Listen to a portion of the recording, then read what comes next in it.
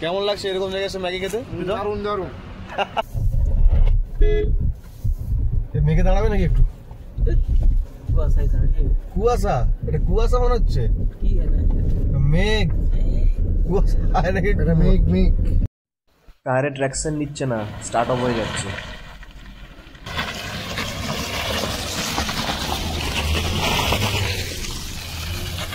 এই ওয়েদারে কি করে ক্যাম্পিং করবো, দাঁড়াও বাইরে দেখাচ্ছি। ওয়েদারটা শুধু দেখো, সেই সেই পুরো মেঘে ভর্তি।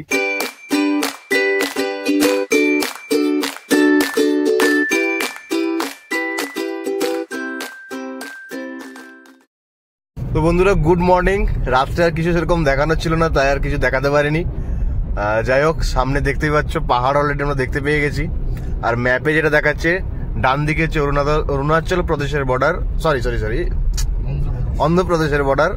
বুঝতেই তো পারছো, সারা রাত গাড়ি চালিয়ে যাচ্ছি, হবে এরকম। বৃষ্টি পড়ছে, ও লাভলি।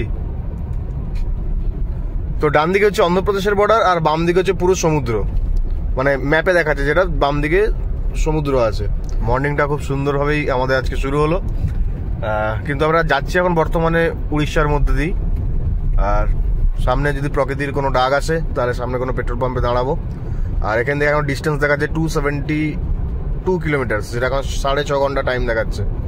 তো দেখা যাক কি হয়, লেটস গো। তো বন্ধুরা এখন অলরেডি টাইম হচ্ছে সকাল 8টা, আর আমরা এই মুহূর্তে আছি অন্ধ্রপ্রদেশে।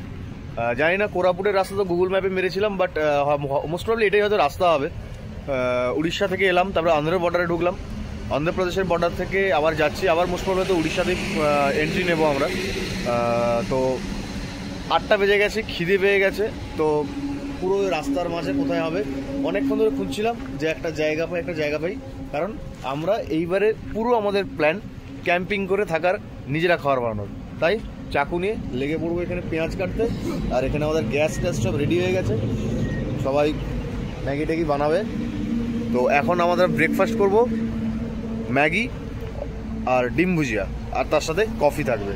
আর সামনে পেট্রোল পাম্প আছে, ওখানে তার পরবর্তী যে বাথরুম টাথরুম যা কাজ আছে ওগুলো করে নেবো। তো চলো কথা না বাড়িয়ে তাড়াতাড়ি ম্যাগির সেট আপ রেডি করি, তারপরে ম্যাগি কেমন হলো সেটা ডেফিনেটলি আপনাদের জানাবো আমি।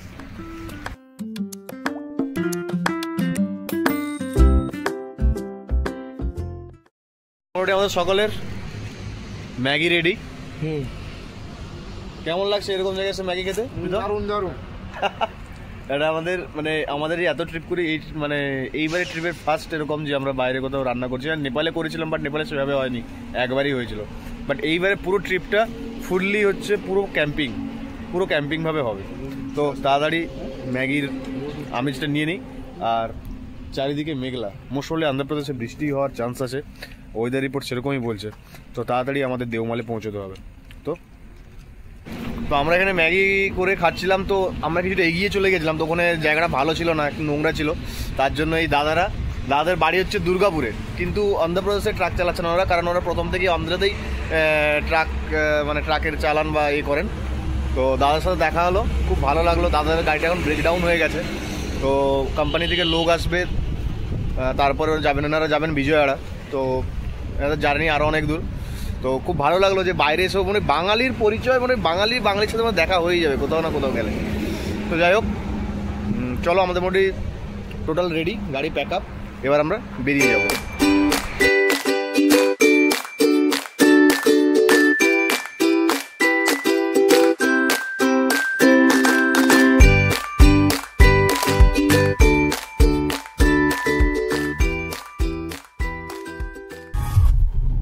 আমাদের ডেস্টিনেশন আর 122 কিলোমিটার বাকি, আর অ্যাটলিস্ট আমরা দেওমালির প্রায় কাছাকাছি চলে এসেছি। আর হাই রোডের রাস্তার কন্ডিশন যদি বলা হয় তো রাস্তার কন্ডিশন পুরো মাখন, মানে কোনো কথা হবে না রাস্তার কন্ডিশন নিয়ে। আর লোকাল যে রাস্তায় ঢুকলাম, এখানে প্রায় লোকাল রাস্তা আমাদের 122 কিলোমিটার যেতে হবে, এই রাস্তাটাও মাখন, মানে কোনো কথা হবে না। তো আমরা চলে এসেছি একটু সবজি বাজার করতে, কারণ আমাদের কাছে সবজি বাজার সেরকম কিছু নেই। আমরা ভেবেছিলাম যে এইখান থেকেই নেবো, তাই এখানে এসেছি সবজি বাজার করতে। আর এই চিকেন মাটন কোথা দিয়ে নেবে? মাটন কোথা থেকে নেবে? মাটন পাওয়া যাবে ওইখানে মার্কেট। এখানে কিছু বেগুন নিয়ে নাও, বেগুন সে বড় বেগুন তো নেই, গোল গোল। কত জিজ্ঞেস করো দেখি। কাঁচা লঙ্কা পাওয়া যাবে? সেই সামনেটা যাবে, ওইটা কিন্তু ভালো হচ্ছিল। কাঁচা লঙ্কা হ্যাঁ। ए टमाटो कितना करके? 25 रुपया किलो।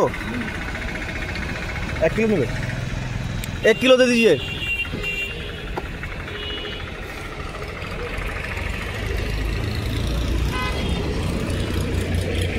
और ये कितना करके? 60।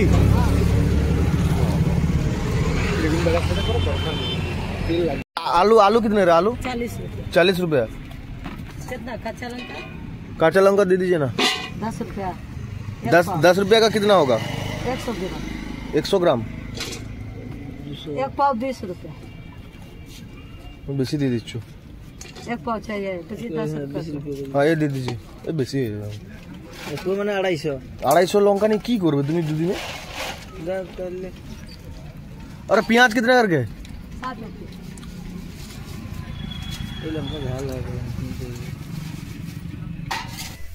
বাজার কমপ্লিট। বাজার কমপ্লিট, আমাদের মোটামুটি সবজি বাজার কমপ্লিট হয়ে গেছে। এইবার শুধু আছে চিকেন আর মটন নিতে হবে।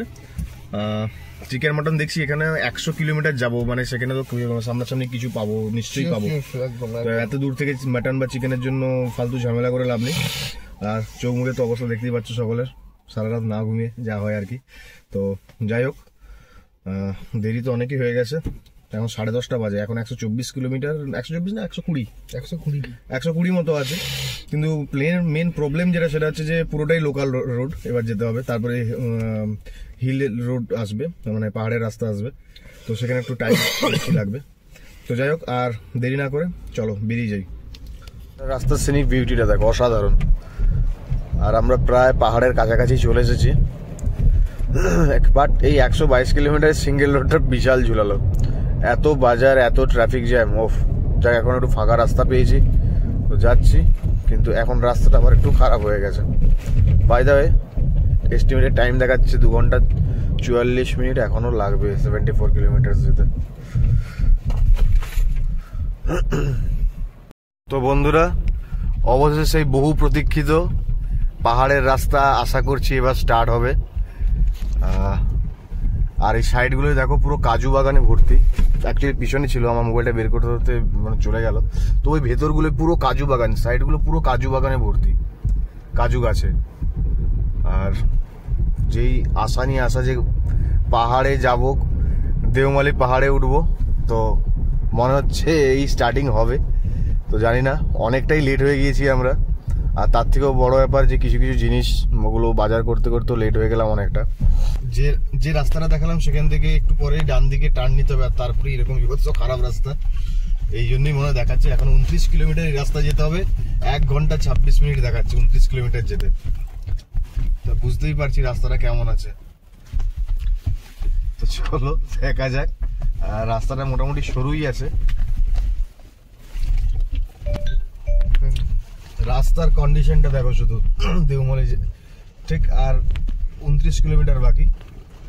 প্রথমে এতটা নামিয়ে দিচ্ছে, মানে তুলবে কখন ভাই?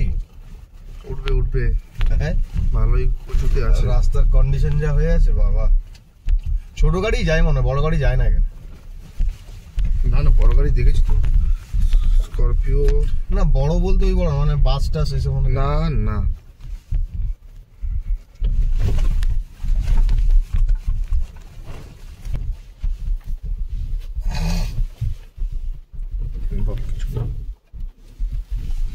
কাশফুল মানে পুজোর সময় হয়, এখন যে কাশফুল হয় আমি প্রথম দেখলাম। কত কাশফুল আছে দেখো। হ্যাঁ, আর আকাশ পাহাড়ে ওই মেঘ ডেকে, আমরা পুরো ওই মেঘের ওইখানে যাব, পুরো ক্যাম্পিংটা মানে সেইভাবে হবে আজকে। আর বৃষ্টি হওয়ার তো চান্স আমি দেখতে পাচ্ছি 100%। কাশফুল গুলো অসাধারণ।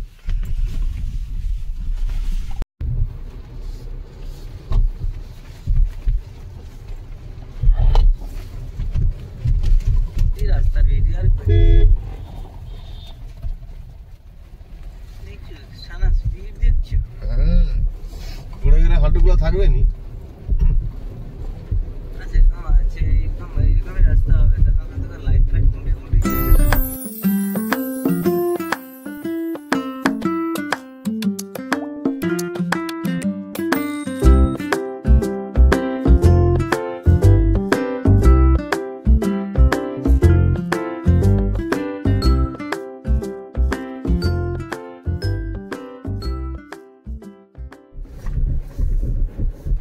পুরো মেঘ,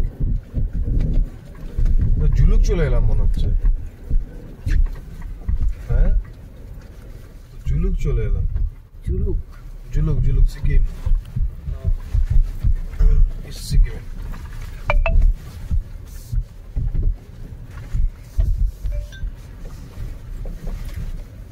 তোর এবার মনটা ভালো লাগছে?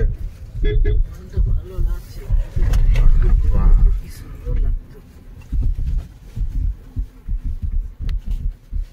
কি হলো সুন্দর লাগতো? রোদটা হলে গো, রোদ হলে কি আর এরকম মেঘ পেতে?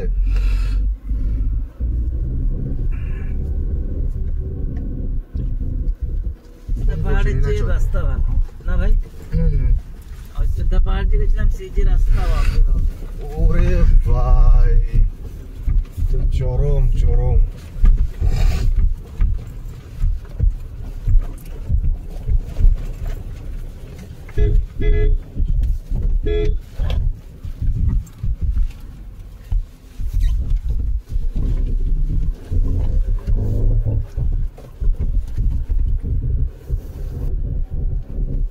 সামনে অফ রোডিং।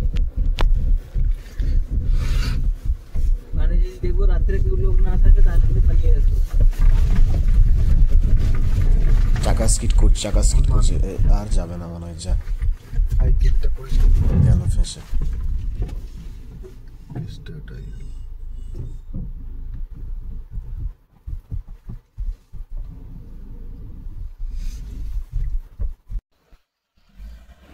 চাকা পুরো স্কিট করছে, মোমেন্টামই পাচ্ছে না।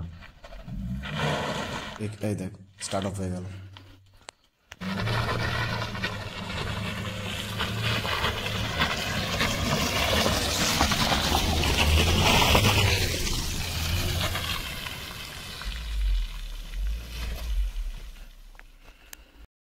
কিছুই দেখা যাচ্ছে না এই কুয়াশা, এই কুয়াশা বলছি মেঘে, তো কঠিন ব্যাপার।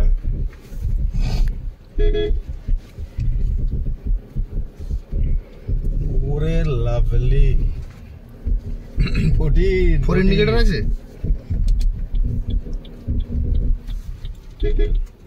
আস্তে দেখে দেখে দেখে। হ্যাঁ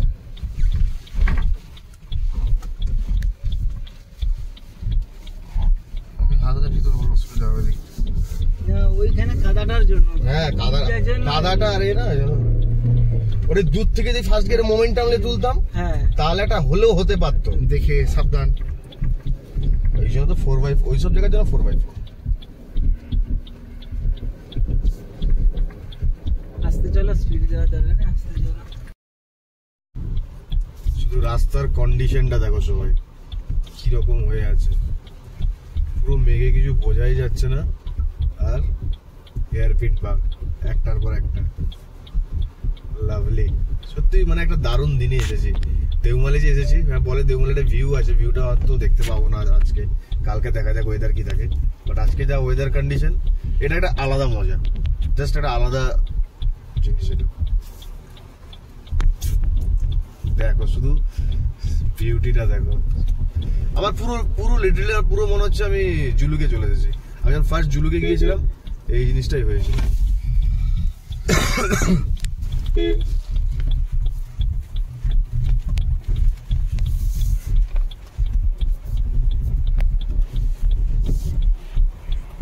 ভিডিওতে তো দেখতেই পেলে কেমন রাস্তার কন্ডিশন ছিল। আর আমরা এই মুহূর্তে দেওমালি টপের যে চেকপোস্ট, মানে যেখানে টিকিট কাটতে হয়, সেইখানে তো চলে এসেছি। এবার দেখি এখানে যাই, টিকিটের ব্যাপারে কথা বলি, কি বলে না বলে, তারপরে ভেতরে যাব। জানি না এই ওয়েদারটা দেখতেই পাচ্ছ। 1 মিনিট, এই ওয়েদারে কি করে ক্যাম্পিং করব, দাঁড়াও বাইরে দেখাচ্ছি। ওয়েদারটা শুধু দেখো, সেই পুরো মেঘে ভর্তি। এই ওয়েদারে ক্যাম্পিং ডোন্ট নো, বাট করবো তো নিশ্চয়ই, যদি এখান থেকে কোনো প্রবলেম না থাকে। তো চলো চেকপোস্টে যাই, গিয়ে কথা বলছি কি হয় না হয়। তো বন্ধুরা, আমরা অলরেডি দেওমালি হিল টপে চলে এসেছি। আর এই লোকেশনটা আমাদের ক্যাম্পিংয়ের জন্য আজকে পেয়েছি। বাট ওয়েদারটা মানে কি বলবো, জাস্ট কিছু বলার নেই ওয়েদারটা সম্পর্কে। একদম হিল টপে গিয়েছিলাম, সেখানে এই বৃষ্টির জন্য কাদা হয়েছিল, আর সেখানে অনেক লোক ছিল। আর আমরা একটু নিরিবিলি চাই, তাই আমরা একদম সমান জায়গা আছে, প্লাস এখানে কাদা নেই, এখানে আমরা এখন টেন্টিং করব। তো তাড়াতাড়ি টেন্টিংটা করে নিই, তারপরে দেখা হচ্ছে টেন্টিংয়ের পর। তো টেন্ট সেট আপ করে মোটামুটি আমরা মশলা মুড়ি মাখিয়ে বসে গিয়েছি। বাইরে কি রান্না হবে না হবে কোনো আইডিয়া নেই, কারণ যা মেঘ আর বৃষ্টি হচ্ছে, রান্না কতটা কী হবে জানি না। আর একবার বাইরের ওয়েদারটা দেখো শুধু, একটু ড্রিজলিংয়ের মতো বৃষ্টিটা পড়ছে, সেরকম পড়ছে না, বাট পুরো মেঘে ভর্তি। এখানে কি করে রান্না হবে বাইরে, আর টেন্টের ভেতরেও রান্না করা যাবে না। আর সেই অ্যাডভেঞ্চার লাগছে, সেই অ্যাডভেঞ্চার। তো কিছু করার নেই বন্ধুরা, বাইরে মোটামুটি বৃষ্টি বেড়ে গেছে আরো, তাই আমরা গ্যাস নিয়ে চলে এসেছি টেন্টের মধ্যে। জানি না রান্না হবে কিনা, কিছু বলার নেই, পুরো ভিজে যাচ্ছে সবকিছু, টেন্টও ভিজে যাচ্ছে সাইড থেকে। মাংস ম্যারিনেট করা চলছে, জানি না কি হবে আলটিমেট শেষ অবধি।